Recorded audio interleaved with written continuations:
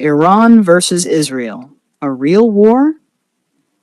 Learn English through world events. Speak and understand advanced English. Why you must watch this video. Welcome to one of the most important and powerful English learning videos you will ever watch.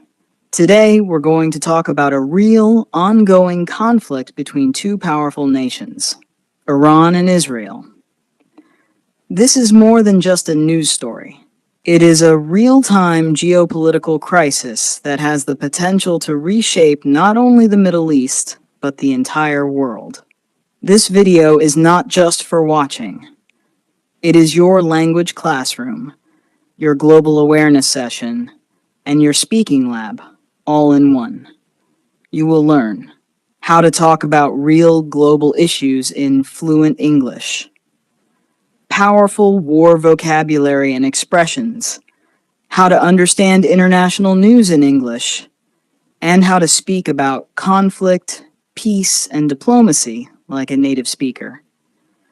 Stay with me until the end. Not only will your English improve, but you'll also gain a clearer understanding of one of the world's most dangerous confrontations. Chapter 1. A long history of tension. The hostility between Iran and Israel didn't start yesterday. It goes back decades, and it's built on deep ideological, religious, and political differences. Israel considers Iran its most dangerous enemy.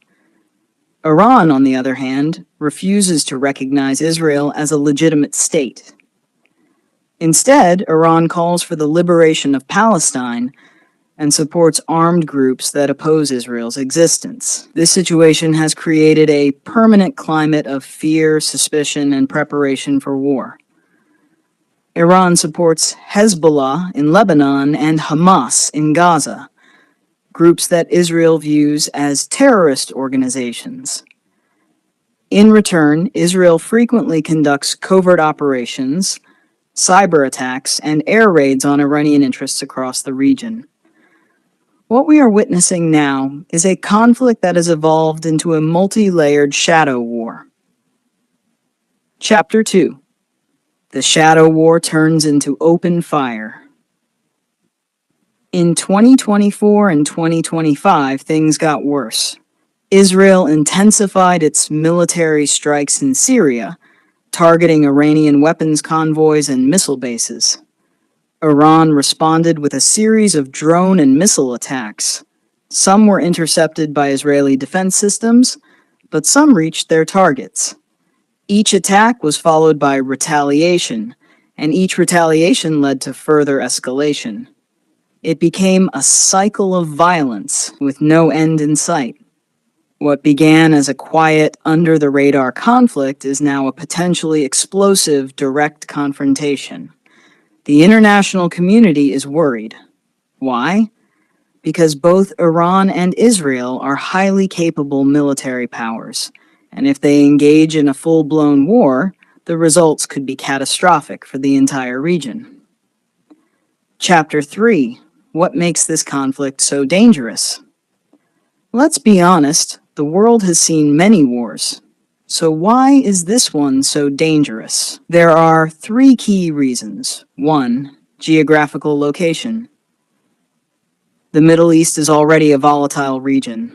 A war here could ignite conflicts in Iraq, Lebanon, Syria, Yemen, and even the Gulf states. 2. Nuclear threats. Iran's nuclear program is a major point of concern. Israel has said it will never allow Iran to develop nuclear weapons. Some believe Israel itself already possesses nuclear weapons, although it has never officially confirmed it. This makes the situation more dangerous. A nuclear confrontation, even accidental, could cause mass destruction. 3. Global economic impact. The Strait of Hormuz, located near Iran, is one of the world's most vital oil routes. If Iran closes the strait in response to war, global oil prices could skyrocket, affecting everything from gas at the pump to the price of food and goods. The result? A global economic crisis. Chapter 4. The Role of International Powers. This is not just a war between two nations. It's a battlefield where global powers are playing chess. The United States is Israel's closest ally. It supplies billions in military aid, advanced weapons, and political backing. Russia, on the other hand, has strong relations with Iran and has cooperated with it in Syria. China also maintains strategic ties with Iran and supports diplomatic efforts that challenge Western dominance. So the Iran-Israel conflict is also part of a much bigger geopolitical power struggle, a silent war between the West and the East. The possibility of this conflict triggering a regional or even global war is not fiction. It's a serious concern discussed in United Nations meetings and international summits. Chapter 5. Life in the Line of Fire. While politicians debate and generals plan, it is the ordinary people who suffer the most. In both Israel and Iran, people live with fear. Sirens, missile alerts, and emergency drills are part of daily life. Hospitals prepare for casualties. Schools are closed during strikes. Children wake up to the sound of explosions, not alarm clocks. In Gaza, in Lebanon, and on Israel's northern borders, thousands are living in refugee camps with no access to clean water, food, or electricity. This is not just a war of missiles. It's a war that steals childhoods, dreams, and futures. Chapter 6. War Vocabulary and Real English Practice. Let's pause to look at some important war-related words and phrases we've used. Try repeating them aloud. Retaliation, a counterattack or revenge. Escalation, an increase in intensity or seriousness. Proxy war, a war fought indirectly through other groups. Ceasefire, an agreement to stop fighting. Military strike, an attack using weapons or force. Hostility, anger or opposition between groups. Sanctions, penalties or restrictions placed on a country.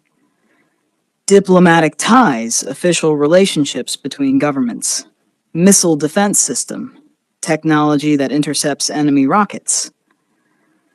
Collateral damage, unintentional damage to civilians during conflict. By learning and using these words, you don't just improve your vocabulary, you prepare to speak like a global citizen. Chapter 7. Is peace still possible? Now the most important question, is peace still possible between Iran and Israel? The truth is, yes, but only if both sides are willing to take difficult steps.